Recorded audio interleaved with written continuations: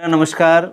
आज हम परीक्षा के जो विशेष हमारे भाग थे, मैंने आपके लिए 17 भाग वहाँ पर प्रसारित किए हैं।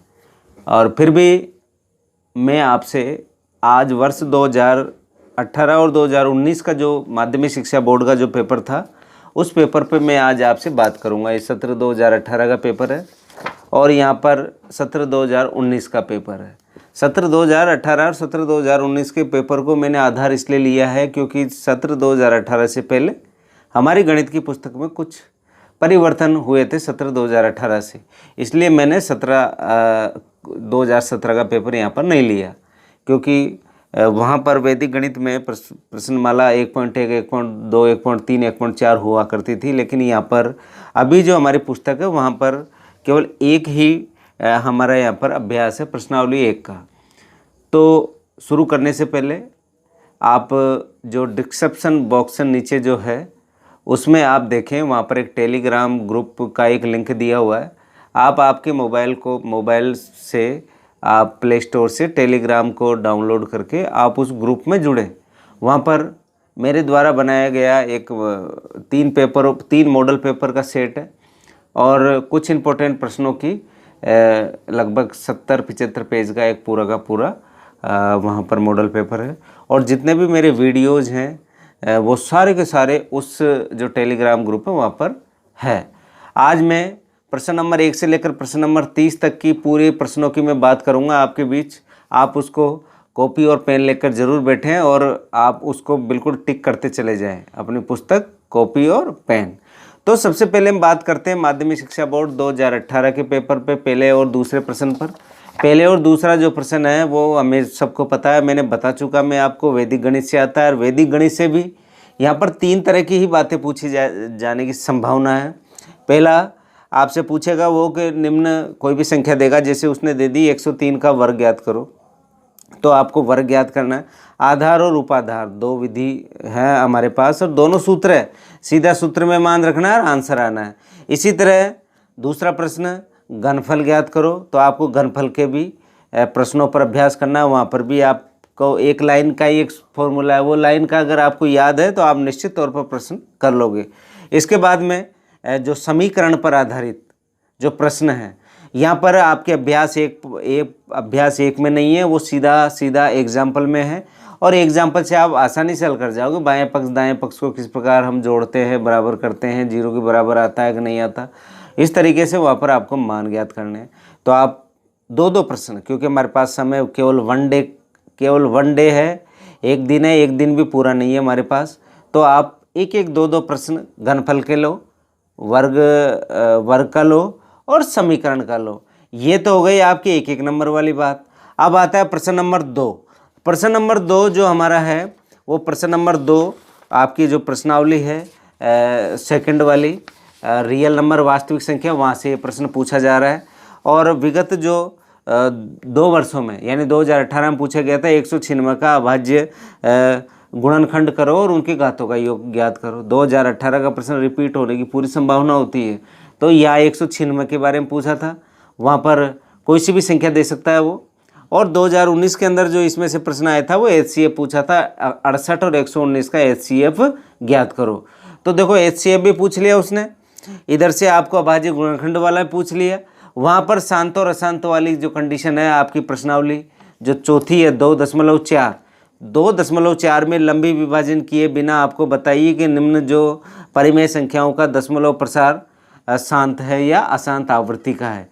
तो आपको वहाँ पर मैंने एक प्रमेय बताई थी कि किसी परिमेय संख्या P/Q में यदि Q का मान 2 की घात m और 5 की घात n के रूप में है तो उसका जो प्रसार होगा कैसा होगा, शांत होगा। इसमें भी एग्जाम्पल है, आप 2 सवाल यहाँ पर कर लें, ये लाइन जरूर लिखें वहाँ पर। तो संभावना देखी जाए तो शांत और अशांत वाली है, तो आप शांत अशांत पे लें और अभाज्य गुणनखंड को अच्छे से लें, जिससे कि आपको ये जो प्रश्न नंबर 3 है, ये प्रश्न नंबर 3 आसानी से आपको हल हो सके। इसके बाद में जो प्रश्न नंबर 4 और प्रश्न नंबर 5 त्रिकोणमिति से आता है और त्रिकोणमिति के 7.2 प्रश्नावली है, वहाँ से हर साल पूछा जा रहा है। वहाँ पर आपसे पूछा जाएगा कि जैसे कोस 37/sin 53 का मान क्या होगा, बटे में के दिया तो हमारे पास 6 फॉर्मूले हैं, वही साइन 90 माइनस थीटा बराबर cos theta, cos 90 minus theta बराबर sine theta, tan 90 minus theta बराबर cot theta, cot 90 minus theta बराबर टेन थीटा। इसी तरह सेक 90 माइनस थीटा बराबर cosec theta, cosec 90 minus theta बराबर सेक थीटा। ये 6 सूत्र पर आधारित आपका एक सवाल पक्का मान के चलना आप। जैसे बटे में सिंगल डिजिट आई, जैसे मैंने आपसे कहा कि टेन 10 बटा कोट 80, टेन 10 बटा कोट 80 आ गया। अब ये सिंगल है तो इसका उत्तर 1 आएगा। अगर यहाँ पर प्लस आ गया बीच में तो आप इस प्रश्न के लिए प्रश्नावली 7.2 का 7.2 है, 7.2 का जो प्रश्न है, 7.2 में भी बड़े प्रश्न भी है छोटे भी हैं, तो आप छोटे प्रश्नों पर अभ्यास करें। और इसमें 3-4 प्रश्न और आपको दे रखे हैं। जैसे प्रश्न है आपके पास साइन 3 थीटा बराबर कोस थीटा माइनस 6 डिग्री, तो आपको वहाँ पर पूछा है कि थीटा का मान ज्ञात करो। तो ये इस तरह के प्रश्नों पर आपको बिल्कुल अच्छे से 1-2 प्रश्नों पर अभ्यास कर लें, क्योंकि हमारे पास समय इतना है। इसके अलावा जो दूसरा प्रश्न है इसी में जो पूछा जाता है वो सारणी से पूछा जा रहा है, और सारणी बनाना आपको आता है। जैसे कॉपी मिलती है आपको, समय आपको लगा कि यहाँ पर हमको सबसे पहले पीछे जो रफ वर्ग का कार्य करोगे वहाँ पर आप सारणी बना लें, क्योंकि सारणी का उपयोग बहुत सी प्रश्नावलियों में आपको करना है। तो प्यारे विद्यार्थियों, सारणी से भी प्रश्न पूछा जाता है, और प्रश्न होता है बिल्कुल छोटे प्रश्न वहाँ पर सारणी से पूछे जाएंगे। और अगर आपको सारणी अगर अच्छे से आती है तो आप अच्छे से उस प्रश्न को कर जाओगे। जैसे आ जाएगा 2 साइन 45 कोस 45। अब आपको साइन और कोस 45 का मान अगर आपको आता है तो आप वहाँ पर मान रखें 2 × 1 बटा अंडर रूट 2 × 1 बटा अंडर रूट 2, एक आंसर आ जाएगा।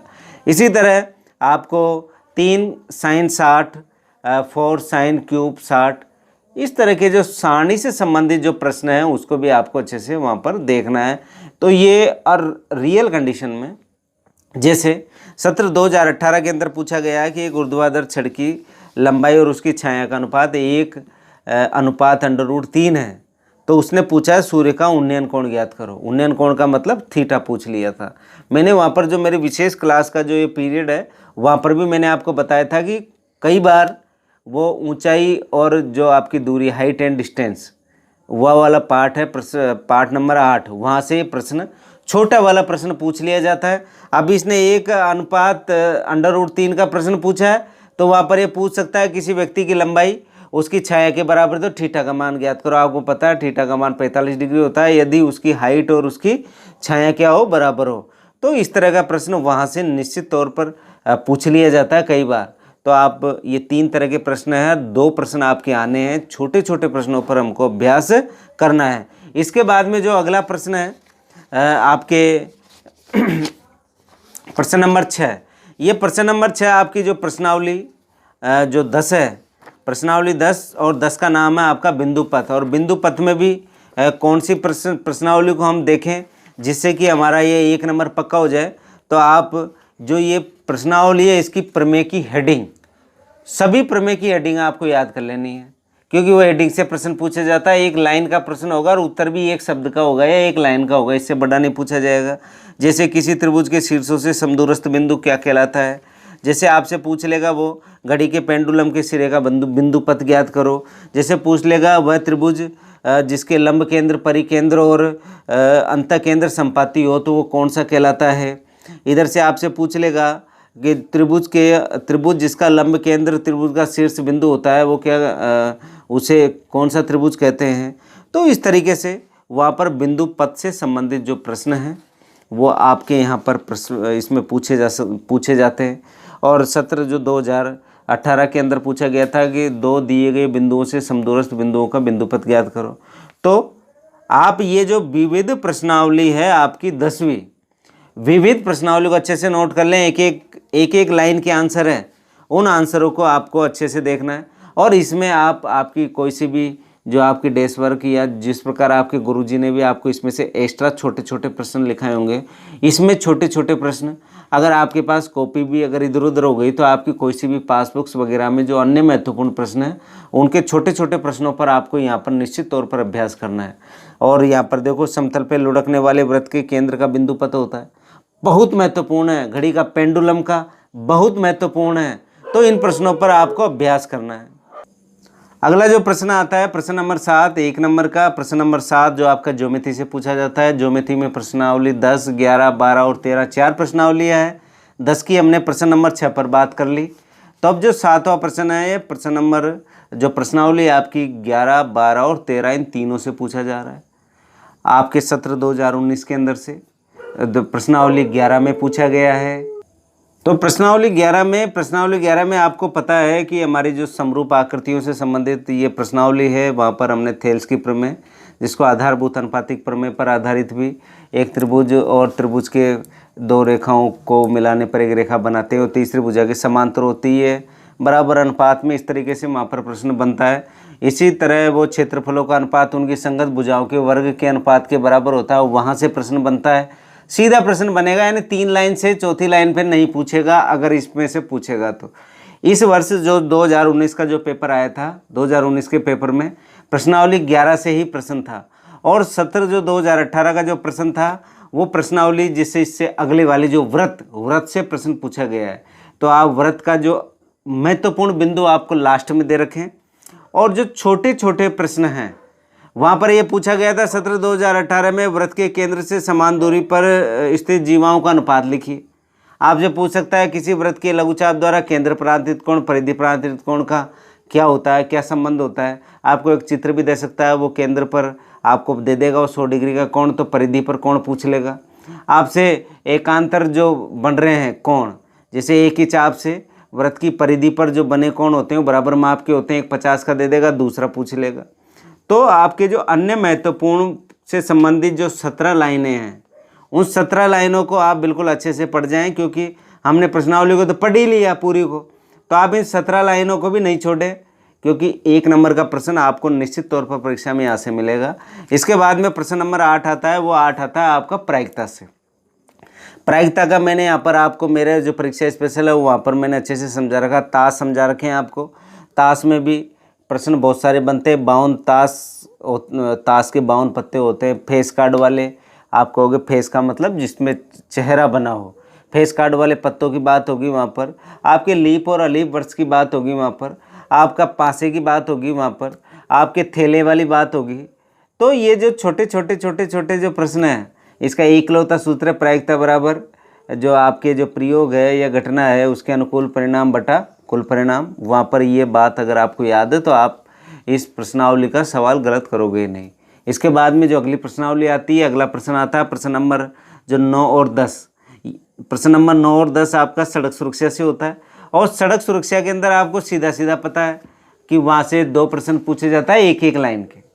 वहाँ पर पूछेगा पीयूसी का क्या नाम है, आपको वाहन चलाते समय कौन कौन सी सावधानी रखनी है।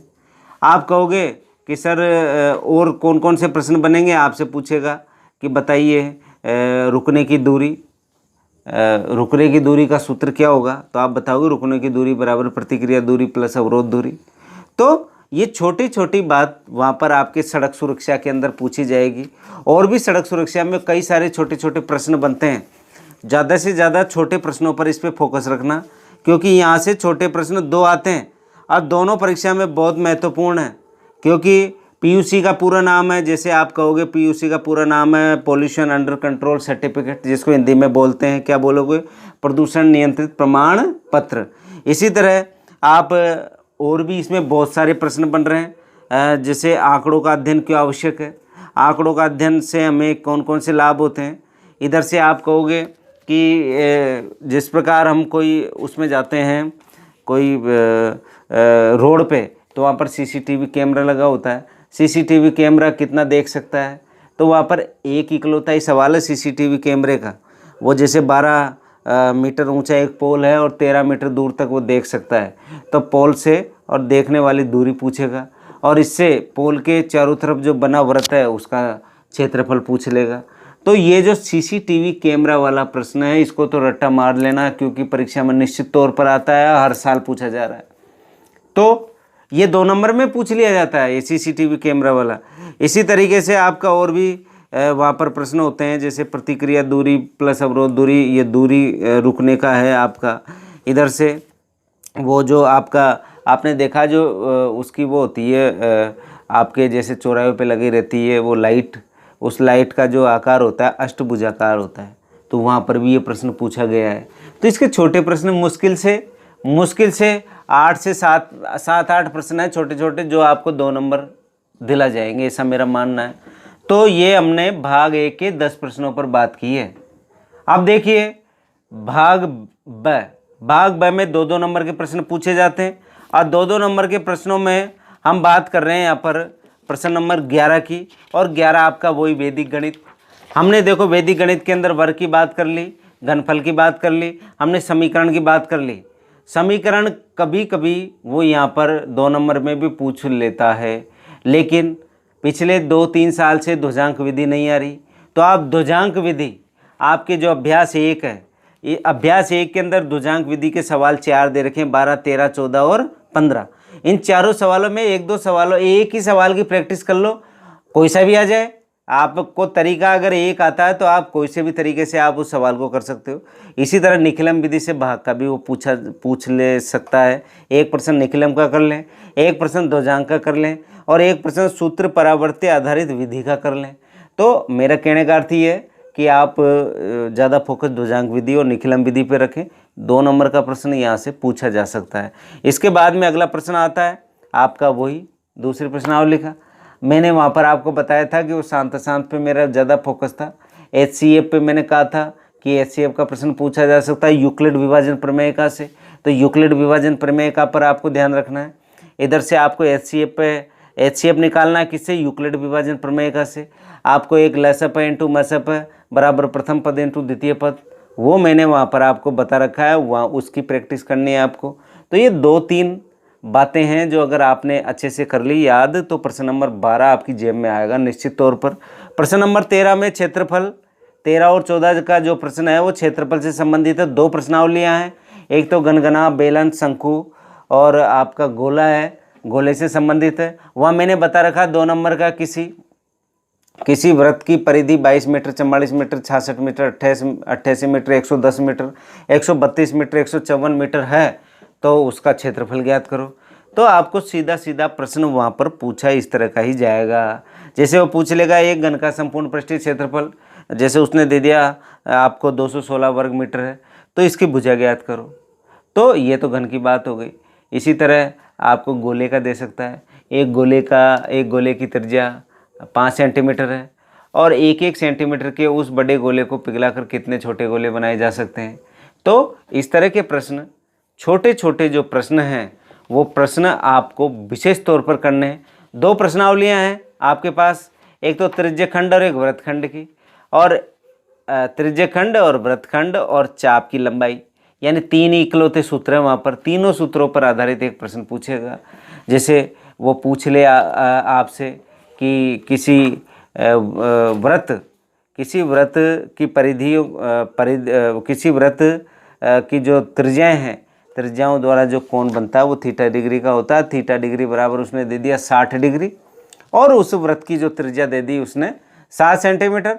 तो त्रिज्यखंड का क्षेत्रफल ज्ञात करो या वृत्तखंड का क्षेत्रफल ज्ञात करो। तो इस तरह का प्रश्न वहाँ पर 2 नंबर का आपको मिलेगा। चाप की लंबाई पूछेगा, सीधा सीधा कहेगा, बिल्कुल नहीं घुमाएगा, ये पक्का मान के चलो। आपका नॉलेज पक्ष से यानी ज्ञान पक्ष से पूछेगा, सीधा सीधा सूत्र याद है तो आप उस प्रश्न को आसानी से कर लोगे।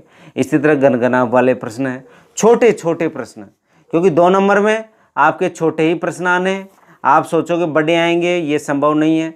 जिस प्रकार यहाँ पर एक पहिए वाला सवाल है एग्जाम्पल में है, एक पहिए वाला सवाल है। इसी तरीके से आपका घड़ी वाला सवाल है, पहिए वाला, घड़ी वाला। इन सवालों को आप अच्छे से देख लें, परीक्षा में आने की संभावना बनती है इन प्रश्नों की। और इसके अलावा आपके, मैंने घड़ी की बात की, एक पहिए वाले सवाल की बात की है। इधर से एक वृत्त के चतुर्थांश का क्षेत्रफल पूछ सकता है। चतुर्थांश का मतलब वृत्त को 4 भागों में बांट लिया। 4 भागों में बांटने का मतलब एक बिंदु के चारों तरफ बने कोण 360 डिग्री के, और 360 डिग्री का मतलब क्या हुआ, ये कितने का हुआ, 90 का हुआ। तो थीटा 90 हो गया आपके पास। और वो उसकी जो परिधि देगा 22 देगा, 44 देगा, 66, तो आपको त्रिज्या ज्ञात कर लेनी है। त्रिज्या पता लग गया, थीटा पता लग गया, तो आप उसका क्या निकाल सकते हो, त्रिज्यखंड पूछे चाहे वृत्तखंड पूछे, कोई सा भी खंड पूछे, आप वहाँ पर आसानी से निकाल लोगे। तो ये भी आपको आना चाहिए। तो ये दोनों सवाल आपके जो क्षेत्रफल से संबंधित है। क्षेत्रफल से संबंधित मैंने कहा कि वृत्त की चाप की लंबाई पूछ सकता है, चाप की लंबाई। त्रिज्य खंड का पूछ सकता है, वो वृत्तखंड का पूछता है, लेकिन बहुत कम पूछा जाता है क्योंकि वृत्तखंड का थोड़ा प्रश्न बड़ा चले जाता है। इसलिए चाप की लंबाई और आप त्रिज्य खंड पर विशेष ध्यान दें, क्योंकि जो वृत्तखंड है, वृत्तखंड आपकी इसी प्रश्नावली में से 3 नंबर का पूछा जाता है, वहाँ पर पूछा जाता है। तो इस बात का आपको विशेष फोकस रखना है। इसके अलावा आपका जो 15वां नंबर का प्रश्न है वो फिक्स है परीक्षा के अंदर, और वो सीसीटीवी कैमरा से पूछा जाता है या पूछा जाएगा। एक चाल वाला सवाल है आपका इकलौता, कौन सी प्रश्नावली का, आप वो सड़क सुरक्षा से। और सड़क सुरक्षा से पहला प्रश्न तो ये बिल्कुल आप अच्छे से याद कर लेना सीसीटीवी कैमरे का, कि एक सीधे वह 12 मीटर ऊंचे पोल, सीधा है बिल्कुल 12 मीटर ऊंचा पोल है के ऊपर क्या लगा हुआ, सीसीटीवी कैमरा लगा हुआ है। वो 13 मीटर दूर दृष्टि रेखा से वो यातायात को क्या कर सकता है, देख सकता है। ये जैसे ये है आपका 12 मीटर और ये 13 मीटर यहाँ तक देख सकता है। कहाँ तक देख सकता है, यहाँ तक। तो वो पूछेगा इस पोल से जो ये बिंदु है, देखने वाले बिंदु, इसकी लंबाई ज्ञात करो। तो वही आपके पास पाइथागोरस प्रमेय, कर्ण का स्क्वायर बराबर आधार का स्क्वायर प्लस लंब का स्क्वायर, वो पूछ ले। इस पोल के चारों तरफ जो घेरा बनेगा, उस घेरे का क्षेत्रफल यानी वृत्त बनेगा। जो आप उसका आधार निकालोगे, वो आधारी वृत्त की क्या हो जाएगी, त्रिज्या हो जाएगी। तो इस तरीके से एक तो ये प्रश्न है। एक प्रश्न आपका है वो जो एक कार 50 किलोमीटर प्रति घंटा की गति से चलती है, तो यदि रुकने की दूरी 40 मीटर और मंदन की दर 4.4 मीटर प्रति सेकंड स्क्वायर है, तो पहुंचने का समय ज्ञात कीजिए। ये 2 सवाल बड़े ही महत्वपूर्ण सवाल है, ये पक्का मान के चलना। और इसके अलावा आपके एक वहाँ से भी पूछ लिया जाता है, समांतर जो श्रेणी से संबंधित इसमें प्रश्नावली है, समांतर श्रेणी से संबंधित है कि ए व बी के मध्य की दूरी 150 किलोमीटर है। इसके मध्य 10 यातायात सिग्नल लगे हुए हैं। कितने लगे हुए हैं, 10 सिग्नल लगे हुए हैं। यदि एक कार 60 किलोमीटर प्रति घंटा की चाल से चलती है, यानी गति से चलती है, तो सिग्नल पार करने में करते हुए बी तक 2 घंटे 30 मिनट में पहुंच जाती है, लेकिन अन्य दिन भारी यातायात होने के कारण उसे रुकना पड़ता है। तो पहले सिग्नल पर 1 मिनट, दूसरे पे 2 मिनट, तीसरे पे 3 मिनट, चौथे पे 4 मिनट, ऐसे 10वें पे कितने मिनट, 10 मिनट। तो बताइए समय की गणना कीजिए। तो आप यहाँ पर वही आपके पास सूत्र, समांतर श्रेणी का समान अंतर, तो उस समांतर श्रेणी का प्रयोग करना है।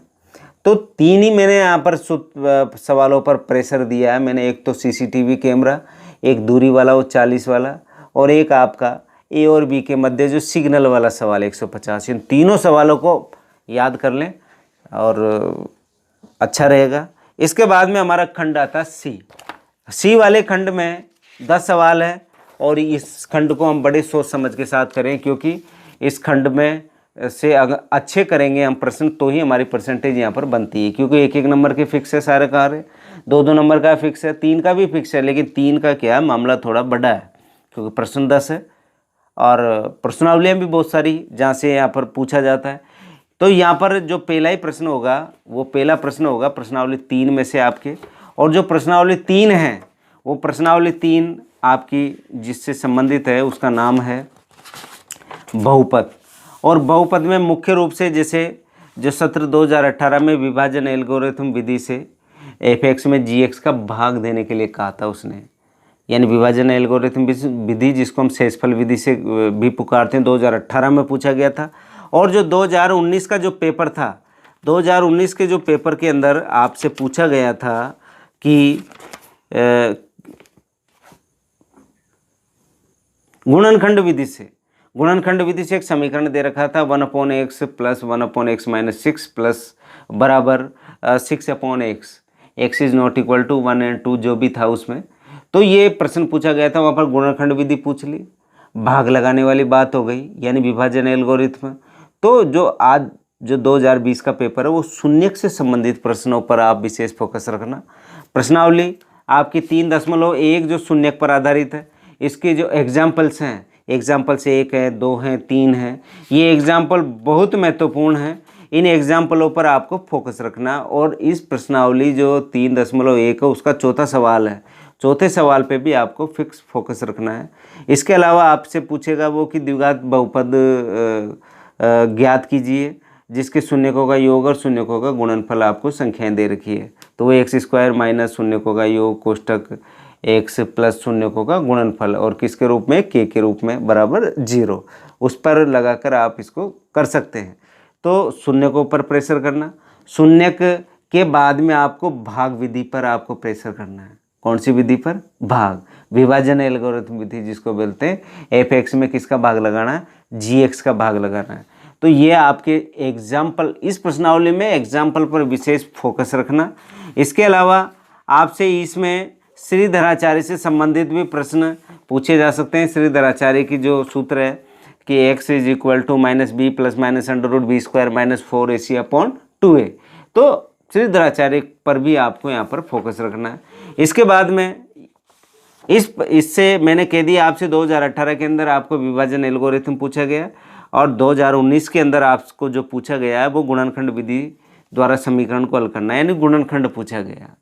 विधि कोई सी भी हो सकती थी वहाँ पर, पूर्ण वर्ग बनाने वाली हो, चाहे श्रीधराचार्य वाली हो, चाहे साधारण आप जैसे गुणनखंड करते हो वैसे हो, जिस प्रकार जिस भी विधि से आपको आता था उस विधि से हमको वहाँ पर करना था। तो शून्यक पर आपको विशेष फोकस रखना है माय डियर स्टूडेंट, आपको बहुत फ़ायदा मिलेगा। इसके बाद में जो अगला प्रश्न है वो आता है आपका समांतर श्रेणी से। और समांतर श्रेणी में तीन ही तो सूत्र है। एक तो एनवा पद ज्ञात करने का, ए एन बराबर a plus N minus 1 into d. मैंने आपसे कहा वो 100वां पद पूछे तो ए प्लस 99 डी, वो पूछे 150वां पद तो ए प्लस 149 डी, वो पूछे 1000वां पद तो ए प्लस 99 डी। इस तरीके से आपको एक तो ए एन वाला ए बराबर ए प्लस ए एन बराबर a plus N minus 1 into d, और आपसे योग के बारे में पूछ सकता है, ए देगा डी देगा सब देगा आपको, या नहीं देगा तो सारणी में से वो जो आपको श्रेणी मिलेगी वहाँ से हम आसानी से वहाँ पर निकाल सकते हैं। तो वहाँ से भी आप उसको अच्छे से याद कर लें, क्योंकि समांतर श्रेणी ये 2-3 सूत्र हैं, एक तो एनवा पद और एक एस एन वाला पद, यानी 2 सूत्रों से आपके 3 नंबर वहाँ पर पक्के होंगे।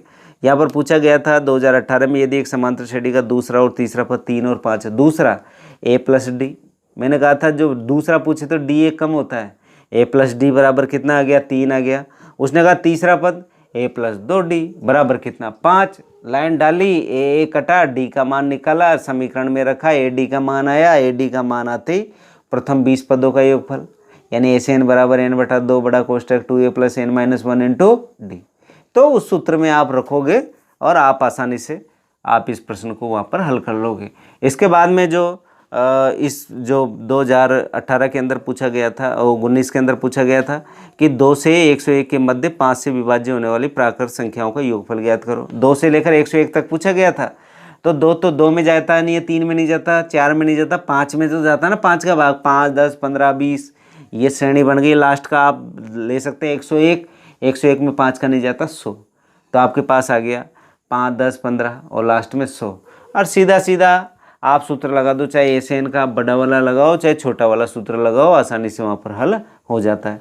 तो आएगा बहुत सीधा सवाल समांतर श्रेणी का, वहाँ पर भी आप एग्जाम्पल्स और प्रत्येक तरीके के 2-2 सवाल वहाँ पर कर लें, क्योंकि समय नहीं है हमारे पास इतना, तो 1-1, 2-2 सवाल आप कर लें, जिससे आपके मनोमस्तिष्क में बात याद रहेगी। और सूत्रों को भी आप लिख लें अपने पास, लिख लिख के आप उसको याद कर लें, क्योंकि अब समय नहीं है इतना कि आप सवालों पर इतना समय दे पाओ। इसके बाद में आपके जो प्रश्न नंबर 18 आता है, वो प्रश्न नंबर 18 हाइट एंड डिस्टेंस से। हाइट एंड डिस्टेंस में आपका जैसे एक पेड़ वाला सवाल है, एक पेड़ किसी बिंदु से टूट कर क्या हो जाता है, पृथ्वी पर लटक जाता है। तो लटकने के बाद में उस पेड़ की टोटल ऊंचाई के बारे में वहाँ पर पूछा गया है, कई बार पूछा गया है ये प्रश्न। इसके बाद में आपके जो एग्जाम्पल के अंदर है, जैसे एग्जाम्पल में बात करूं, एग्जाम्पल नंबर 3 की ही बात कर लेते हैं। एग्जाम्पल नंबर 3 में एक समतल की ऊंचाई से 1.5 मीटर लंबे छात्र की छाया 1 मीटर है, तो उस समय मीनार की छाया की लंबाई 5 मीटर है, तो मीनार की ऊंचाई ज्ञात करो। तो इसके जो एग्जाम्पल है, जैसे एग्जाम्पल 3 है, एग्जाम्पल नंबर 4 है, एग्जाम्पल नंबर जो आपका 5 है, बहुत महत्वपूर्ण है। ये जो एग्जाम्पल नंबर 6 है, इन एग्जाम्पलों को आपको बहुत अच्छे से करना है, क्योंकि एग्जाम्पल ही पूछे जा रहे हैं ज़्यादा। इस प्रश्नावली में से। प्रश्नावली के जो सवाल हैं आपके, जैसे आंधी के कारण पेड़ का टूटना, प्रश्न नंबर 12 है। इधर से आपका जो ये जो दे रखा है, मीनार के आधार से एक सरल रेखा 4 मीटर और 9 मीटर दूरी पर दो बिंदुओं के मीनार के शिखर का उन्नयन कोण पूरक कोण है, तो सिद्ध करो कि मीनार की ऊंचाई 6 मीटर है। मीनार की ऊंचाई आपको 6 मीटर वहाँ पर लानी है। तो आप एग्जाम्पल करें। अगर आपने एग्जाम्पल पूरे कर लिए तो ये प्रश्नावली के सवाल है ना, क्योंकि उस एग्जाम्पल की पैटर्न के 2-2, 3-3 सवाल दे रखे हैं, आप निश्चित तौर पर कर लोगे। और अगर नहीं बैठता है कुछ, तो मेरे जो वीडियो हो वहाँ पर मैंने हाइट एंड डिस्टेंस का आपको वहाँ पर पूरे सवाल करवा रखे हैं। जहाँ पर भी अटक जाओ आप वहाँ से देख लो आप। इसके बाद में हम आगे बढ़ते हैं अगले प्रश्न की ओर। इसमें जो सत्र 2019 के अंदर भी इस प्रश्नावली में से जो प्रश्न पूछा गया था वो था किसी अपूर्ण मीनार का 120 मीटर दूर बिंदु से उन्नयन कोण 30 डिग्री है, तो सिद्ध करो कि उसे कितना ऊंचा बनाया जाए कि उसका उन्नयन कोण कितना हो जाए, 60 हो जाए। इस तरह का प्रश्न यहाँ पर आपके यहाँ से पूछा गया था। और ये प्रश्न भी आपका जो था वो एग्जाम्पल से ही था। तो प्यारे विद्यार्थियों, एग्जाम्पलों को बड़े सीरियस तरीके से लें, क्योंकि प्रश्न एग्जाम्पलों से ज़्यादा पूछे जा रहे हैं। इसके बाद में आपका जो प्रश्न नंबर आता है 19, प्रश्न नंबर 19 वही आपकी पाठ ज्यामिति का, और पाठ नंबर आ गया आपका 11। और पाठ नंबर 11 में आपको पता है एक तो थेल्स की प्रमेय है। अगर आपको थेल्स की प्रमेय अच्छे से आती है तो आप उस सवाल को बिल्कुल अच्छे से कर जाओगे। यहाँ पर ये प्रश्न पूछा गया था, ये डमरू की सी आकृति आपको दी हुई थी ये, और इसको आपको दोनों जो त्रिभुज थे, इन दोनों त्रिभुजों को उसने कहा था कि बराबर सिद्ध करना था। और बराबर जब भी सिद्ध होंगे, यानी त्रिभुजों के जो कोण वगैरह थे, कोणों को आपको बराबर सिद्ध करना था। तो बराबर जब होंगे जब आप समरूप इनको सिद्ध करोगे, और समरूपता की जो आपकी प्रमेय है उस प्रमेय के अनुसार यहाँ पर इसको हल करना था। यहाँ पर ध्यान दें, क्योंकि यहाँ पर वो आपसे प्रमेय भी पूछ सकता है। प्रमेय कौन सी हो सकती है? प्रमेय आपके पाइथागोरस प्रमेय हो सकती है, प्रमेय आपके समरूपता वाली हो सकती है, और अगर प्रमेय नहीं पूछी तो समरूपता की जो प्रमेय है उससे संबंधित प्रश्न, वही त्रिभुजों के क्षेत्रफलों का अनुपात उनकी संगत भुजाओं के वर्ग के अनुपात के बराबर, या आपके बोधायन प्रमेय से संबंधित, वो आपको 2:1 का अनुपात दे देगा, दूसरे का 1 अनुपात देगा, दूसरा गायब कर देगा। तो वही जैसे आपके पास था AD बटा DB बराबर इधर से AE बटा EB, तो उससे कर सकते हैं। इसके अलावा इसी प्रश्नावली में आपके जो सवाल हैं, एग्जाम्पल नंबर 5 है, जैसे आपका एक चतुर्भुज है उसको समलंब चतुर्भुज आपको सिद्ध करना है। तो एग्जाम्पल नंबर 5 को भी आप विशेष फोकस देते हुए आप इसको करें, क्योंकि ये प्रश्न बार बार रिपीट हो रहा है। ये प्रश्न ऐसा नहीं 3 नंबर, ये 6 नंबर में भी टिका देते हैं इसको, ये समलंब चतुर्भुज वाला जो प्रश्न है। और ये समलंब चतुर्भुज वाला प्रश्न भी प्रश्नावली जो आपका जो 11.2 है, ये एग्जाम्पल में भी, एग्जाम्पल नंबर 5 में 11.2 का भी, ये जो प्रश्न नंबर 7 है, प्रश्न नंबर 9 है, ये 7, 8 और 9, ये तीनों प्रश्न बहुत महत्वपूर्ण है, क्योंकि परीक्षा में बार बार पूछे जा रहे हैं। इसके बाद में जो अगली जो आपकी जो समरूपता वाली प्रश्नावली है, समरूपता वाली प्रश्नावली से भी आपसे ये जैसे 2018 में समरूपता से पूछा गया था ये प्रश्न, ये जैसे डमरू की सी आकृति आपको दे रखी है यहाँ पर, ये भी आपको 2000 कब पूछा गया था, 2018 के पेपर में पूछा गया था। और जो इस प्रश्नावली में से 18 में पूछा गया, तो आप इसको इसके एग्जाम्पल से ज़्यादा देखिए, क्योंकि देखो ये पुस्तक है मेरे हाथ में, ये पूरा जो प्रश्न था ये एग्जाम्पल से पूछा गया है। तो प्यारे विद्यार्थियों, इस प्रश्नावली के एग्जाम्पलों पर विशेष ध्यान दें। एक समलंब चतुर्भुज से संबंधित जितने भी प्रश्न इसके अंदर हैं उसको भी आपको अच्छे से यहाँ पर करना है। जैसे आप कहोगे कि और भी इसमें प्रश्न हैं, जैसे हम और प्रश्नों की बात करें, जैसे आपकी वो प्रमेय है पाइथागोरस प्रमेय, और जिसको हमने यहाँ पर बोधायन प्रमेय के नाम से सत्यापित भी किया था और उसको सिद्ध भी किया था। तो प्रमेय तो करनी है। मैंने आपको मेरे विशेष जो कालांश है वहाँ पर आपके जो प्रमेय स्पेशल का जो था वहाँ पर मैंने 5 प्रमेय वहाँ पर समझा रखी है। उसके अलावा इस प्रश्नावली का जहाँ नंबर आया वहाँ पर 2 प्रमेय और समझा रखी है मैंने। तो इस ज्योमेट्री से मैंने आपको एक स्पर्शरेखा की प्रमेय समझा रखी, लगभग 8 से 10 प्रमेय आपको मैंने वहाँ पर समझा रखी है। तो ये प्रमेय तो आपको याद करनी है, क्योंकि आपके 1 या 2 प्रमेय परीक्षा में आनी ही आनी है, ये भी पक्का है। और उस प्रमेय, अगर प्रमेय नहीं आए तो उस प्रमेय से संबंधित सवाल आना ही आना है। अगर आपको सवाल और प्रमेय, सवाल जब भी कर पाओगे जब प्रमेय आपको याद होगी। इस पार्ट से जो अंतिम बात है वो ये है कि जो पाइथागोरस प्रमेय, जो बोधायन प्रमेय हमने कहा है उसको, उसके जो ये कुछ परिणाम हैं, ये परिणाम प्रमेय के रूप में, आप तो इसको सवाल के रूप में समझना। इसके परिणाम है 11.11 प्रमेय नंबर 11.12।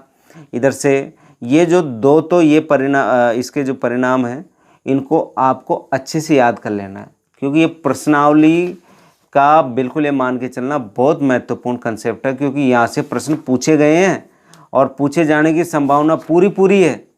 इसी तरीके से आपके और भी जो ये एग्जाम्पल नंबर 11 है, एग्जाम्पल नंबर 11 के अलावा आपका एग्जाम्पल नंबर 10 है, ये पाइथागोरस प्रमेय से संबंधित जो पार्ट है वहाँ पर एग्जाम्पल नंबर 10 और एग्जाम्पल नंबर 11। इसी तरह इसी पार्ट का जो आपका विविध प्रश्नावली है, विविध प्रश्नावलियों में आपका जो लास्ट का सवाल है प्रश्न नंबर 14, उसको भी आपको अच्छे से यहाँ पर देखना है, जिससे कि आपका प्रश्न नंबर 19 आपकी जेब में आ जाए। इसी तरह प्रश्न नंबर 20 के लिए, ये जो प्रश्न नंबर 20 है ये भी आपका ज्योमेट्री से पूछा जाता है। आप प्रश्नावली 10 में से भी आ सकता है, 11 में से तो हमने ले लिया सवाल, 12 में से भी आ सकता है, और 13 का तो 13वीं प्रश्नावली में से भी आ सकता है, व्रत की स्पर्श रेखा। और व्रत की स्पर्श रेखा में से तो सेपरेट 3 नंबर का आता है, ये भी कन्फर्म मान के चले। तो ये जो सवाल है आपका बिंदु पथ, और बिंदु पथ के भी आपको महत्वपूर्ण एग्जाम्पलों पर विशेष ध्यान दें आप। एग्जाम्पल्स अगर आपके बिंदु पथ के आपके क्लियर हैं पार्ट 10 के, तो आपके प्रश्न गलत होंगे नहीं और आसानी से आप उन प्रश्नों को यहाँ पर कर लोगे हल। ये जो कि प्रश्नावली जो आपकी 10 है बिंदु पथ, और बिंदु पथ के जो रिजल्ट है, छोटे छोटे रिजल्ट हो रहे हैं, वो भी 1 नंबर में पूछ लिए जाते हैं। तो आपको या जो इसके एग्जाम्पल है उस पर आपको विशेष ध्यान देना है। और इसमें ये भी पूछ सकता है कि त्रिभुज की भुजाओं के लंब समद्विभाजक होते हैं, आपको ज्ञात करना है। इधर से आपको और भी इसमें पूछा जाता है, कोई त्रिभुज की सभी माध्यिकाएं समान हो तो समबाहु त्रिभुज होता है, सिद्ध करो। तो ये जो एग्जाम्पल है इस पर आपको विशेष फोकस रखना है इस प्रश्नावली में। और इसके अलावा आपकी जो प्रश्नावली 10.2 है, 10.2 का आपका प्रश्न नंबर 3 है, जैसे आपका प्रश्न नंबर 3 के अलावा प्रश्न नंबर 4 है, प्रश्न नंबर 5 है, इन पर आपको विशेष फोकस रखना है, जिससे कि आपका जो प्रश्न नंबर 20 है वो बिल्कुल आपका सही होगा। इसके अलावा प्रश्न नंबर 21 जो कि व्रत से पूछा जाता है और चित्र वाला प्रश्न आता है, ये भी कन्फर्म मान के चलना। पिछले 2 साल से चित्र वाला प्रश्न आ रहा है, तो आप कहोगे कि व्रत के अंदर और चित्र वाला प्रश्न, और वो चित्र वाले प्रश्न भी कौन से बन रहे हैं मैं आपसे बात करना चाहूँ तो ये चित्र वाले प्रश्न आपके, जैसे प्रश्नावली 12.2 है उसका प्रश्न नंबर 4 है, प्रश्न नंबर 5 है, ये जैसे ये आपको दिख रहे हैं, देखो मैं आपको दिखाना चाहूँ यहाँ से, तो आप कहोगे सर ये वाला देखो प्रश्नावली 12.2 का क्वेश्चन नंबर 4 है, क्वेश्चन नंबर 5 है, 5 के बाद में क्वेश्चन नंबर 6 है, ये चित्र वाले आ गए। इसके बाद में देखो और भी ये सवाल, इसमें आगे चित्र वाले प्रश्न हैं, इन प्रश्नों पर हम बात कर लें थोड़ी सी। ये वाले देखो, ये तीनों सवाल बहुत महत्वपूर्ण, बोर्ड का पसंदीदा सवाल है। आप कहोगे सर ये वाला सवाल सत्र 2019 में आया है, तो अब इन दोनों सवालों पे फोकस रखें आप, तो इनको भी आपको अच्छे से वहाँ पर परीक्षा में करना है। यानी चित्र वाला प्रश्न यहाँ से पूछेगा और प्रश्नावली में से आ रहा है लगातार, जैसे ये आपको 2018 के अंदर ये चित्र वाला आया है, आप कहोगे सर ये जो 2019 के अंदर ये वाला चित्र वाला आया है। तो ये चित्र वाला जो सवाल व्रत से संबंधित जो प्रश्नावली है, वहाँ ये चित्र से संबंधित जितने भी प्रश्न हैं, चाहे वो एग्जाम्पल के हो चाहे वो इसके हो प्रश्नावली के हो, जिस प्रकार ये पूछा गया था, देखो ये 2018 में आया था, ये चित्र वाला दिख रहा है आपको, ये वाला ये भी पूछ सकता है। यानी चित्र से संबंधित प्रश्न आने की संभावना यहाँ पर बनती है। विविध प्रश्नावली के अंदर आपको दे रखा प्रश्न नंबर 25, प्रश्न नंबर 25 है, इस प्रश्न नंबर 25 को आपको अच्छे से करना है, क्योंकि ये भी चित्र से संबंधित है। इसके अलावा देखो ये आपको लगे ऐसे रहेंगे अबसदक हैं, लेकिन अगर उसने अबसदक के प्रश्न को 3 नंबर में टिका दिया तो आपको हल करके तो दिखाना पड़ेगा, क्योंकि अबसदक का तो यहाँ पर कॉलम है ही नहीं। ऑब्जेक्टिव प्रश्न तो हमारे परीक्षा में पूछे नहीं जाते। तो इस तरीके से आपको चित्र वाले प्रश्नों पर आपको ज़्यादा फोकस रखना, जितने भी हैं सरसरी नज़र से वनडे में आप देख लो, आपको फ़ायदा मिलेगा। इसके अलावा जो अगला प्रश्न आएगा 22वां, वो रचना का होगा, सीधा सीधा। और रचना आपको करनी है, और रचना में आपको क्या करना है कि सवाल इसमें पूछा गया था कि एक 4 सेंटीमीटर त्रिज्या के वृत्त के बाह्य बिंदु P से 2 स्पर्श रेखा P और PB की रचना कीजिए। आपको बाहर से स्पर्श रेखा की रचना करनी है, और उसने कहा कि जहाँ P और PB के मध्य कितने डिग्री का कोण है। आप कहोगे सर 65 डिग्री का कोण है। P और PB क्या है? आपकी स्पर्श रेखा के मध्य का कोण है। तो वहाँ पर जो वृत्त आप बनाओगे, उस वृत्त का जो केंद्र पर जो कोण बनेगा वो कितने का बनेगा? आपको पता है दोनों का जोड़ होता है 180 डिग्री। तो एक इधर का हो गया 65 डिग्री का, तो इधर कितने हो जाएगा? 115 डिग्री का। तो आप इधर वृत्त बना के और त्रिज्या लेके 115 डिग्री का कोण आप डी की सहायता से, चांदी की सहायता से बनाओ, और जो दोनों आपकी त्रिज्याएँ हैं, दोनों त्रिज्याओं पे 90 का डिग्री का कोण बनाया और उसको मिलाया, और हमारी क्या हो गई? रचना हो गई। इसके अलावा रचना में जो और पूछे जाते हैं, वो ये पूछा जाता है आपसे कि कोई आपको व्रत देगा वो, और उस व्रत से वो कहेगा कि आप उसके व्रत के अंतर्गत, यानी एक त्रिभुज के अंतर्गत एक व्रत की रचना कीजिए। त्रिभुज के अंतर्गत व्रत की रचना खींचने का मतलब त्रिभुज के अंदर आपको ऐसा व्रत बनाना है कि त्रिभुज की तीनों जो भुजाएं हैं उनको वो व्रत क्या करे? स्पर्श करे। तो वहाँ पर भी आपको अंतर्गत व्रत बनाना है। तो अंतर्गत व्रत बनाने के लिए आपको क्या करना है? कोणों का समद्विभाजन करना है। 2 कोण कोई से भी, चाहे वो ए वाला ले लो, चाहे बी वाला ले लो, चाहे सी वाला ले लो, लेकिन 2 कोणों का आधा करो। आधा करने के बाद में दोनों जहाँ पर मिलेंगे, और मिलने के बाद में आप उस भुजा को आधा किया, मिलाया, और सीधा का सीधा आपका क्या बनेगा? अंतर्गत व्रत। और बाह्य व्रत आपको बनाना है किसी त्रिभुज के। तो बाह्य व्रत की रचना करने के लिए हमने आपको वहाँ पर बता रखा है कि जो आपकी भुजा है, उस भुजा का क्या करना है? हमको अर्धक करना है, 2 भुजाओं का। और दोनों भुजाओं को अर्धक करने वाली जो भुजाएं होती है वो एक बिंदु पर मिलेगी। उस बिंदु को व्रत के शीर्ष, कोई से भी तीनों में से कोई सा भी शीर्ष ले लो, और जैसे चाप घुमाओगे आपको व्रत की रचना वहाँ पर हो जाएगी। तो यहाँ पर देखिए, यहाँ 2018 के अंदर तो आपको स्पर्श रेखा की रचना करवाई थी। 2019 के अंदर उसने आपसे जो प्रश्न कहा था वो कि व्रत के अंदर, यानी त्रिभुज के अंदर किसकी रचना? व्रत की। तो एक तो बाहर वाला बच रहा है, तो त्रिभुज के बाहर व्रत की क्या करनी है? हमको रचना करनी है। तो जब मैंने कहा बाहर की जब बात करेंगे तो भुजाओं का आधा करेंगे, अंदर की बात करेंगे तो कोण का आधा करेंगे। तो भुजाओं का आधा वाला और आपको स्पर्श रेखा वाले पर विशेष फोकस रखना है। इसके बाद में जो प्रश्न नंबर 23 का नंबर आता है, वो आता है आपका क्षेत्रफल से संबंधित। और क्षेत्रफल से संबंधित आपको पता है, क्षेत्रफल से संबंधित क्या है? 2 ही तो प्रश्नावलियाँ हमारे पास है। दोनों प्रश्नावलियों में से एक एक प्रश्न 3-3 नंबर के आ रहे हैं। अब 3-3 नंबर घन, घनाभ, बेलन, शंकु, गोला। तो हम सबसे पहले बात करते हैं क्षेत्रफल से संबंधित जो प्रश्नावली है आपकी त्रिज्यखंड, वृत्तखंड वाली। वहाँ पर आपसे त्रिज्यखंड, वृत्तखंड और चाप की लंबाई, तीनों सूत्र तो आपको याद हैं। तो इसके इन सूत्रों पर आप जो प्रश्न हैं, एक साइकिल है, एक साइकिल का पहिया 11 किलोमीटर चलने पर 5000 चक्कर लगा देता है। तो पहिए का व्यास ज्ञात करो, एग्जाम्पल है ये सीधा सीधा। इसके अलावा आपके जो प्रश्न हैं वहाँ पर प्रश्न पूछा जाता है कि एक वृत्ताकार घास का मैदान की त्रिज्या 35 मीटर है, इसके बाहर चारों ओर 7 मीटर चौड़ा मार्ग बना हुआ है, तो मार्ग का क्षेत्रफल ज्ञात करो। तो यहाँ पर से भी प्रश्न पूछा जा रहा है, यानी 15.1 के जो ये बड़े वाले जो प्रश्न हैं ये ऐसे पूछ लेगा। एक वृत्ताकार प्लेट है, उसका क्षेत्रफल 154 वर्ग सेंटीमीटर है, तो परिधि ज्ञात करो। तो एक तो साइकिल के पहिए पर आपको विशेष ध्यान देना, ये पहिया पूछा जा रहा है, कई बार पूछ लिया गया है। इसके अलावा आपसे एक वृत्त की त्रिज्या 7 सेंटीमीटर है, त्रिज्यखंड का जो कोण है वो 90 डिग्री का है, तो लघु त्रिज्यखंड के चाप की लंबाई ज्ञात करो, या त्रिज्यखंड का क्षेत्रफल ज्ञात करो, या वृत्तखंड का क्षेत्रफल ज्ञात करो। तो ये यहाँ से आपको प्रश्न पूछे जा रहे हैं। यहाँ पर एक एग्जाम्पल नंबर 5 है घड़ी वाला, कि घड़ी की 6 सेंटीमीटर लंबी कोई सुई है और वह सुई कौन सी है, घंटे की सुई है, और 90 मिनट में इस सुई द्वारा बनाए गए त्रिज्यीय खंड का क्षेत्रफल। अब आपको ये पता होना चाहिए कि 12 घंटे में जो घंटे की सुई है वो 360 डिग्री पर घूम जाती है। तो कितने घंटे की बात की उसने, वो कहेगा कि 90 मिनट। 90 मिनट का मतलब 1.5 घंटा। और आपको पता है जो 1 मिनट में जो घंटे की सुई आधा डिग्री का कोण बनाती है, तो 90 मिनट में कितना बनाएगी, 45 डिग्री का। तो थीटा का मान आपको पता लग गया, त्रिज्या आपको पता है, यहाँ पर इस पे करना है। इसके बाद में आपको वृत्तखंड पर, वृत्तखंड का क्षेत्रफल आप जानते हो, त्रिज्य खंड में से घटा दो r²/2 sin थीटा, तो किसका बन गया, वृत्तखंड का बन गया।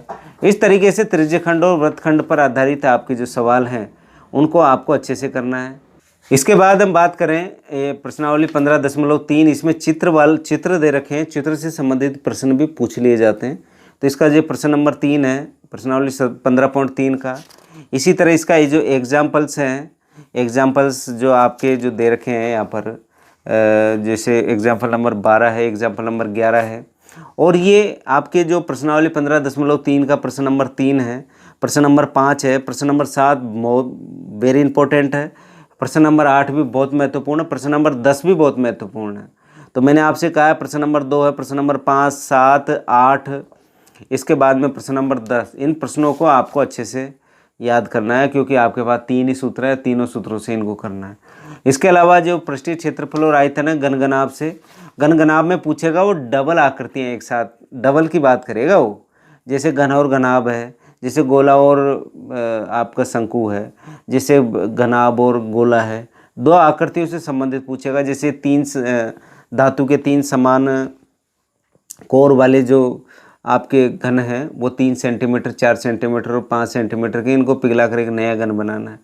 तो ये ध्यान रखना, जब भी हम किसी भी इसकी पुताई वगैरह करेंगे कोई दीवार की, तो आप क्षेत्रफल निकालोगे, कोई पोस्टर चिपकाना है तो क्षेत्रफल निकालोगे। लेकिन अगर दीवारी बनानी ईंटों से तो आपको क्या निकालना पड़ेगा, आयतन निकालना पड़ेगा। इसको आपको विशेष ध्यान देना है। तो 2 आकृतियों से संबंधित, और ये आप ये मान के चलना कि जैसे 2 आकृति दे देगा, जैसे बेलन और गोला दे देगा। जैसे मैं एक प्रश्न लेता हूँ यहाँ पर, और वो प्रश्न ये है कि जैसे आपको प्रश्न इस तरीके से बनेगा कि जैसे एक अर्ध गोले की त्रिज्या 3.5 है, इसका आयतन और संपूर्ण पृष्ठीय क्षेत्रफल ज्ञात करो। इसके अलावा देखो शीशे के एक गोले की त्रिज्या 5 सेंटीमीटर है, इसमें 5 मिलीमीटर त्रिज्या की कितनी गोलियां बनाई जा सकती है। तो डबल हो गई ना बात, बड़े गोले का आयतन और एक छोटे वो जो गोला दिया है ना 5 का, उसका आपको क्या निकालना है, आयतन निकालना। बड़े गोले के आयतन में छोटे गोले का आयतन निकाल दो, गोलियों की संख्या वहाँ पर निकल जाएगी। इसी तरह यहाँ पर वो देगा कि और भी इस तरीके से कई तरह के प्रश्न हैं।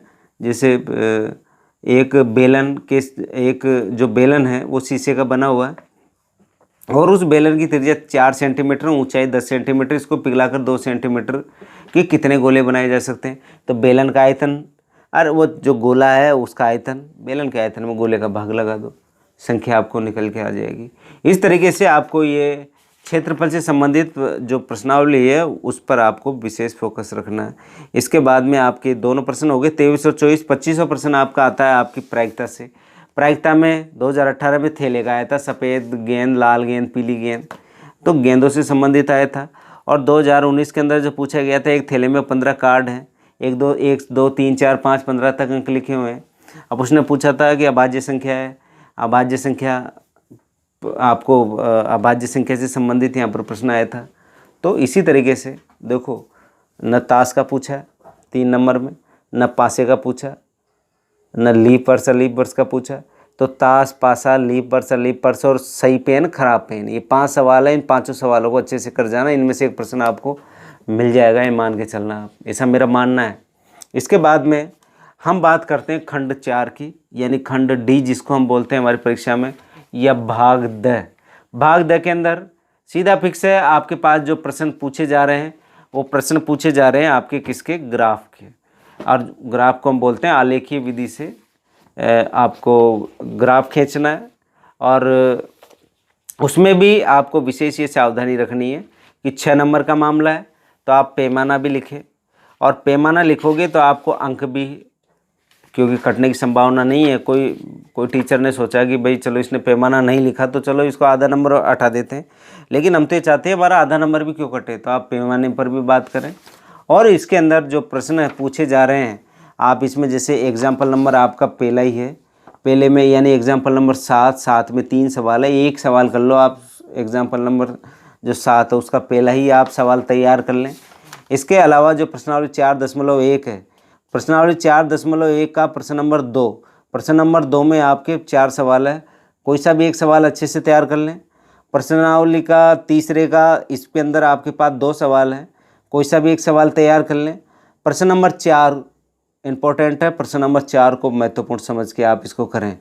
और इसके अलावा आपकी जो विविध प्रश्नावली है, विविध प्रश्नावली का आपको प्रश्न नंबर 10 और प्रश्न नंबर 11 इसको अच्छे से करना है। तो 2 प्रश्न तो इधर से बताए मैंने और इधर से आपको बताया मैंने चौथा सवाल, और बाकी के मैंने दूसरे और तीसरे के एक एक सवाल के लिए कहा और एग्जाम्पल 7वें के लिए कहा है। तो वहाँ से आपको प्रश्न आपको निश्चित तौर पर मिलेंगे, ऐसा मेरा मानना है। इसके बाद में सिद्ध करने वाली प्रश्नावली आती है 27 नंबर का जो प्रश्न आता है, प्रश्नावली आपकी 7.1, वहाँ से 6 नंबर फिक्स है। अब 7.1 में भी आप सबसे पहले तो एग्जाम्पलों को देखें। अब एग्जाम्पल भी कौन कौन से हो सकते हैं ऐसा हमें अनुमान लगाते हैं हम इस तरह का। तो आपके एग्जाम्पल है √1 + cos थीटा बटा कोष्टक 1 - cos theta is equal to आपके पास है cosec theta plus cot theta. एक तो ये है, और एक कोस की जगह साइन और कोसेक और कोट की जगह टेन। ये 2 सवाल हैं, एक साल छोड़ के एक साल पूछे गए हैं। 2018 के अंदर पूछा गया है ये सवाल। तो आपके 2019 के अंदर ये प्रश्न ये अंडर रूट वाला नहीं आया, तो कोस वाला और साइन वाला। कोस वाला तो आपके है एग्जाम्पल नंबर 4 में, साइन वाला आपके है प्रश्नावली 7.1 में। इसके अलावा आपके देखिए ये एग्जाम्पल है, इसको तो पूरे को ही अच्छे से याद कर जाएं आप, क्योंकि एग्जाम्पल्स में से सवाल पूछा जाता है। 2 प्रश्न आएंगे, 2 और 2 4, 2 फिर 2, बीच में अथवा होगा। जैसे भी आपको 2 अच्छे लगे, ऊपर वाले नीचे वाले, उनमें से एक को करना है। इसके बाद में आपके जो अगला प्रश्न आता है इसके सिद्ध करने वाले यानी 7.1 के या तो एग्जाम्पल या जो आपका प्रश्नावली 7.1 है उसमें से निश्चित तौर पे 6 नंबर का प्रश्न आना है। 3-3 नंबर के 2 टुकड़ों में आते हैं, 2 प्रश्न आएंगे, 2 ऊपर 2 नीचे, बीच में अथवा, जैसा आपको अच्छा लगे वहाँ से आपको करना है। इसके बाद में जो अगला प्रश्न आपका जो पूछा जाता है वो पूछा जाता है आपका निर्देशांक ज्योमेट्री से, और निर्देशांक ज्योमेट्री के जो पाठ है वो पाठ नंबर 9 है।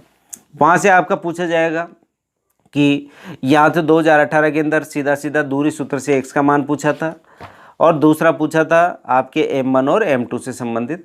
और 2019 के अंदर जो आपसे पूछा गया था वो पूछा गया था यहाँ पर जो प्रश्न था वो प्रश्न था आपका 2019 का। 2019 में ये पूछा गया था कि सिद्ध करो कि PQRS एक वर्ग है। वर्ग के बारे में सिद्ध करने के लिए पूछा गया। आयत के बारे में पूछ सकता है वो, समद्विबाहु त्रिभुज के बारे में पूछ सकता है, समबाहु त्रिभुज के बारे में पूछ सकता है, और ये इसमें यहाँ पर एग्जाम्पल आयत के बारे में पूछ सकता है। आपके एग्जाम्पल्स में भी दे रखा है कि सिद्ध करो कि ये जो निर्देशांक 4 ये आयत के शीर्ष है, और ये जैसे एग्जाम्पल नंबर 5 है, आपके एग्जाम्पल नंबर 6 है। आपकी जो प्रश्नावली 9.1 है, 9.1 में आपके जो सवाल हैं 7वां सवाल है, 8वां सवाल है, 9वां सवाल है, 10वां सवाल है ना, ये है, और एक प्रश्न नंबर 14 ये, और प्रश्न नंबर 15, ये 5-6 सवाल है। यहाँ से आपको 6 नंबर का प्रश्न आना है, ये पक्का मान के चलना। और एक विभाजन सूत्र से संबंधित भी यहाँ से प्रश्न पूछा जाता है। जैसे आपसे पूछ लिया जाए, वो कोई सा भी प्रश्न पूछ लेगा, जैसे प्रश्न नंबर 11 है 9.2 का, वहाँ पर से भी यहाँ को प्रश्न पूछा गया है। और ये तो आपका 2018 में पूछा गया 11वां वाला प्रश्न जो मैं आपको बता रहा था। इसी तरह का प्रश्न आपके यहाँ पर जो एग्जाम्पल्स ये जो विविध प्रश्नमाला है वहाँ पर भी दे रखा है कि बताइए कि एक चतुर्भुज के शीर्ष से कौन सा चतुर्भुज है। तो अगर चारों भुजाएं बराबर है तो आप कह दोगे कि क्या है, चारों भुजाएं बराबर और उनके जो क्या कहते हैं विकर्ण अगर बराबर है तो हम कह देंगे वर्ग है। तो वर्ग है कि आयत है कि समांतर चतुर्भुज है, कैसा है वो तो इस तरीके से यहाँ पर दे रखा, और जैसे आपको कोई रेखाखंड दे रखा है, रेखाखंड बताइए कि उसके 3 बिंदु संरेख है कि नहीं है, संरेख से संबंधित, विभाजन सूत्र से संबंधित और सिद्ध, वर्ग, आयत, समबाहु त्रिभुज, समद्विबाहु त्रिभुज, इस तरह के सवाल यहाँ पर ये जो प्रश्नावली में से यहाँ पर पूछे जा रहे हैं। इसके अलावा प्रश्न नंबर 29 वही ज्यामिति का है, या तो आपको पूछेगा, एक तो पूछेगा आपकी क्या प्रमेय, और एक पूछ लेगा क्या वो सवाल। यहाँ पर जो 2019 के अंदर पूछा गया था वो वृत्त की स्पर्श रेखा से था। वृत्त की स्पर्श रेखा को मैं तो 3 नंबर का मानता था, लेकिन पिछले साल 6 नंबर का पूछ लिया। आपकी दूसरी प्रमेय पूछी थी उसने, तो वहाँ पर वृत्त की स्पर्श रेखा में एक प्रमेय और बच रही है। 2019 में पूछा था ये तो 2020 में कि किसी वृत्त के बाह्य बिंदु से खींची गई स्पर्श रेखाएं लंबाई में बराबर होती है, वो प्रमेय है, उसको आपको अच्छे से याद करना है। तो और प्रमेय स्पेशल का मैंने पूरा भाग है, वो प्रमेय देख लें, वहाँ से प्रमेय एक आती है, और यहाँ पर एक सवाल निश्चित तौर पर पूछा गया है। और लास्ट का जो 30वें नंबर का सवाल है तो आपको आता ही आता है, क्योंकि वो सवाल तो अभी मैंने जो आज का ही जो मेरा टॉपिक गया है, जो हमारा चल रहा है लगातार ऑनलाइन क्लासों में, जैसे आपका समांतर माध्य में भी प्रत्यक्ष विधि है, कल्पित विधि है, तो समांतर माध्य दोनों विधियों को पक्का कर लो, एक एक 2-2 सवाल कर लो। आपको नहीं आता तो मैंने वीडियो में सारे ही सवाल करा रखे हैं, आपके लिए एक भी सवाल नहीं छोड़ रखा। और छोड़ क्या रखे हैं आपके लिए, एग्जाम्पल छोड़ रखे हैं जो तो बिल्कुल आपके सामने बिल्कुल रेडीमेड हल किए हुए हैं, तो वो करने हैं आपको पक्के।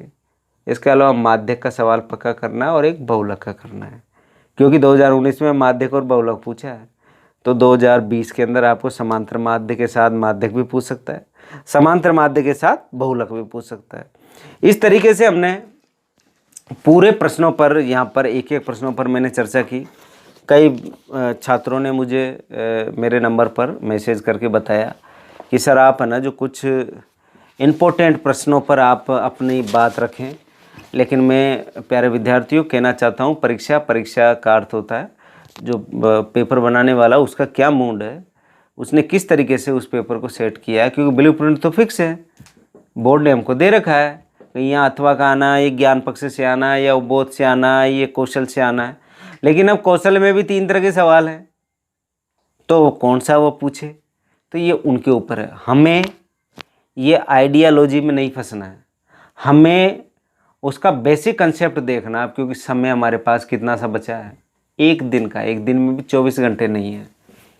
क्योंकि आप 12 बजे जब परीक्षा दे के आओगे तो आप खाना भी खाओगे, 1 बजे देखोगे, 1 बजे से लेकर दूसरे दिन 7 बजे फिर स्कूल चले जाना है, तो आपके पास तो 24 घंटे भी पूरे नहीं होंगे। तो प्यारे विद्यार्थियों, केवल आप प्रश्नावलियों के एग्जाम्पल्स को सरसरी नज़र से देखना है। उस प्रश्नावली से संबंधित जितने भी सूत्र आपको दे रखे हैं उन सूत्रों को आपको सरसरी नज़र से देखना है। अगर आपने सूत्रों को सरसरी नज़र से देख लिया और आपने उस कंसेप्ट को अच्छे से देख लिया, तो कोई सा भी सवाल आए ना, आप आसानी से वहाँ पर हल कर लोगे। और ये जो आइडियालॉजी चलती है ना, कि ये आएगा और वो आएगा, ये सब बातें, मैं तो उसको सब बातों को फर्जी मानता हूँ। आपका कंसेप्ट अच्छे से क्लियर होना चाहिए, कैसा भी आ जाए। और ये तो बाई चांस से किसी ने पेपर बनाया और बाई चांस उस पेपर में 30 प्रश्न बनाया और उसमें से 5 मिल गए, मेरे आ गया, ऐसा नहीं होता है। क्योंकि वहाँ पर परीक्षक की इच्छा के ऊपर डिपेंड करता है, और इच्छा भी नहीं चलती, इच्छा किसकी चलती, ब्लूप्रिंट की। ब्लूप्रिंट के अनुसार मैंने आपको पूरा पेपर एक एक प्रश्नावली पर मैंने आपको बताया है। तो प्यारे विद्यार्थियों, मेरी तरफ से आपको ढेरों शुभकामनाएं हैं। आप अपने आप को कमज़ोर नहीं समझे, अपने आप को बहुत श्रेष्ठ स्टूडेंट समझते हुए आप क्लासरूम में जाएं। समय का आपको मैनेजमेंट पूरा रखना है। मैंने भाग 1 में समय के बारे में पूरा आपको कंसेप्ट बता रखा है। आपको फिर भी कई बच्चे, नहीं सर हमको तो मॉडल पेपर ही बताओ, तो आप मेरे टेलीग्राम ग्रुप जो डिस्क्रिप्शन पे लिखा हुआ है, वहाँ पर टेलीग्राम ग्रुप पे मेरे द्वारा बनाया गया 80 पेज का एक पूरा का पूरा एक पेपर बना हुआ है, उसमें सोल्ड भी मैंने कर रखे हैं, तो वहाँ पर भी देख सकते हो आप। तो आप वो टेलीग्राम ग्रुप में चले जाओ सीधे, वहाँ पर मेरे द्वारा जो जितने भी गणित के जो कंटेंट है वो सारे के सारे वहाँ पर रखे हुए हैं। आप सीधे जुड़ जाओ वहाँ उस चैनल पर, टेलीग्राम पे, वहाँ पर PDF आपको मिल जाएगी। क्योंकि यूट्यूब पे PDF भेजने का कोई ऐसा इसके अंदर है नहीं, इसलिए मैंने उसको टेलीग्राम ग्रुप पर उसको बनाया है। प्यारे विद्यार्थियों, आपने मेरे साथ बहुत, मैं मानता हूँ कि आपने मेरे को बहुत समय दिया, और मेरा भी ये मानना है कि ईश्वर आपको बहुत अच्छी सफलता दें, बहुत अच्छे अंकों के साथ आप पास हो, जिससे कि आपका, आपके पिताजी का, माँ, आपके गुरुजी, विद्यालय, आपके गांव, आपके शहर का, पूरे राजस्थान के, आप ही तो पूरे भारतवर्ष में आपका नाम हो। इसी आशा और अपेक्षा के साथ मैं आपसे आज के लिए विदा लेता हूँ। और मेरे जो ई कंटेंट के कार्यक्रम है वो तो नियमित रोज़ाना आपके बीच में, वही समय आपका 9 बजे का है, 9 बजे नियमित तौर पर प्रसारित होते रहेंगे। आपके बाद में जो भी बच्चे कक्षा 9 के अंदर आए हैं उनको आप मेरे इस चैनल के बारे में ज़रूर बताएं, क्योंकि उनको बिल्कुल रोज़ाना जब क्लास आती है 30 मिनट की, 40 मिनट की, तो वो रोज़ाना अगर उस क्लास को लेंगे तो मेरा मानना है कि वो 100% सीखेंगे, और जब भी विद्यालय में हम जाएंगे तो हमारा रिवीजन ही होगा, ऐसा मेरा मानना है। आपके उज्जवल भविष्य के लिए और आपके जो कल के पेपर के लिए, गणित के पेपर के लिए, मैं बेस्ट ऑफ लक कहूँगा आपको, और ईश्वर आपको बहुत अच्छी सफलता दे। आज के लिए इतना ही। Thank you.